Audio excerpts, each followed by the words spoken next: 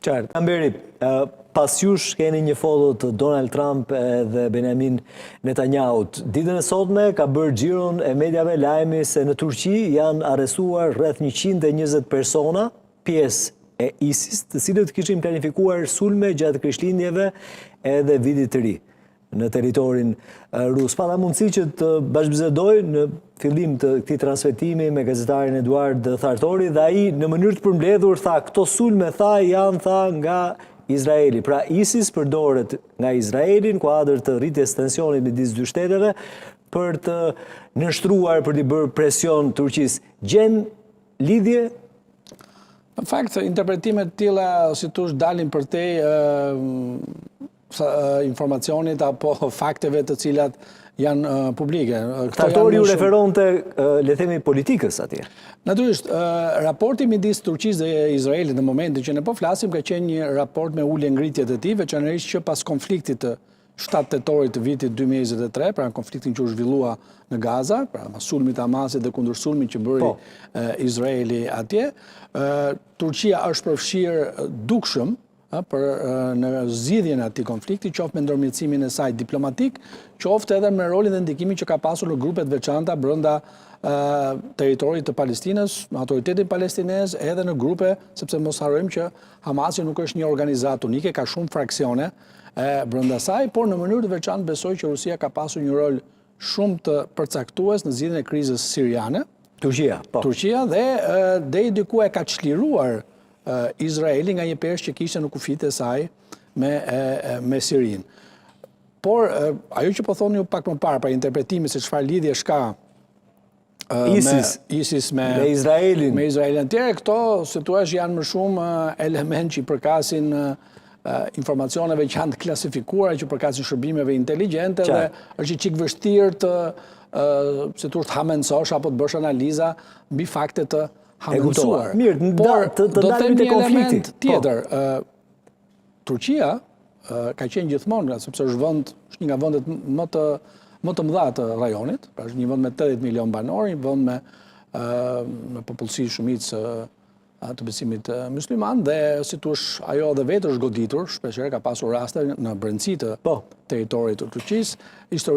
Turqia ka një histori për sa përket mënyrës se si qaset terrorizmit, qoftë me atë që quhet terrorizmi kurd, që ka klasifikuar ajo, apo edhe me raste të tjera. Dhe mos harrojmë që ndan kufi të gjerë toksor me shumë vende që janë problematike nga kjo pikpamje, qoftë me Irakun, qoftë me Sirinë, pra vende nga cilat vitet e fundit ka pasur grupime të veçanta të cilët depërtonin dhe në territorin turk dhe pastaj edhe godisnin brendësi të territorit turk.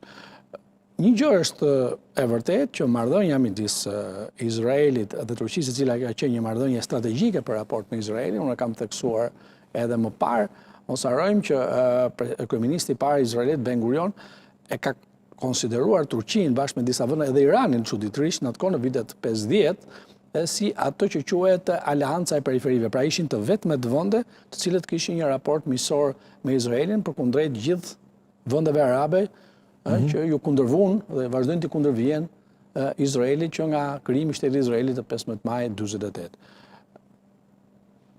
Duhet të theksuar edhe një element tjetër. Shtetet e Bashkuara të Amerikës gjithmonë kanë qenë të interesuara dhe vazhdojnë të interesohen dhe luajnë një rol shumë të rëndësishëm që marrëdhënia midis Izraelit dhe Turqisë të jetë një marrëdhënie afatgjatë strategjike pavarësisht lëvizjeve që ndodhin në momente të caktuara dhe kjo është përcaktuese për të ardhmen e rajonit dhe mënyrën se si do zhvillohen edhe ngjarjet më tej. Ama po mbetet të tensionuar prej disa vitesh. Tensionet dhe SBA s'po bën asgjë. Tensionet në politikën ndërkombëtare që më tepër në momentin që ne po flasim janë të natyrshme. Natyrisht mos harrojmë që të dyja vendet, qoftë Izraeli, qoftë Turqia, njohin mirë njëra tjetrën në gjitha pikpamjet. Kanë një histori bashkëpunimi, por edhe kundërshtisht në momente të caktuara në të gjitha fushat, duke filluar që nga fusha e bashkëpunimit ekonomik, ushtarak, por edhe të shërbimeve inteligjente. Kështu që besoj në të dyja vendet, pavarësisht si thua hamencimeve që bëhen, ato kanë vetëpërmbajtjen e mjaftueshme që të mos i çojnë gjërat për te një kufiri, cilët nuk mund kthehen dot më mbrapsht. Megjithatë, Siria dhe Gaza kanë qenë edhe janë mollçerri apo jo? Në momentin që po flasim, Turqia ka përmend një rol për atë që quhet rindërtimi i Gazës dhe i Sirisë, po kryesisht i Sirisë. Pra mos të harrojmë që Turqia vetëm këto kohët e fundit e ka mbështetur Sirinë, mbas rënies së regjimit të Asadit, qoftë me investime në mjete, për policinë, për ushtrinë, për shërbime civile, ka miratuar dhe një fond të posaçëm për rindërtimin e Sirisë dhe natyrisht pret të luajë një rol shumë të rëndësishëm edhe në administrimin e mëtejshëm të Gazës, siç e dimi tashmë po bëhen gati planet për një qeveri apo një trup administrimi kalimtar që do të qeverisë rripin e Gazës deri në rindërtimin e saj dhe pastaj në statusin e saj përfundimtar. Zoti Kamberi, kënaqësi gjithmonë. Faleminderit. Faleminderit ju për ftesë. Shkëputemi për vetëm fare pak minuta publicitet, rikthehemi edhe flasim për të ditë shënuar, Krishtlindjet, vetëm pas pak.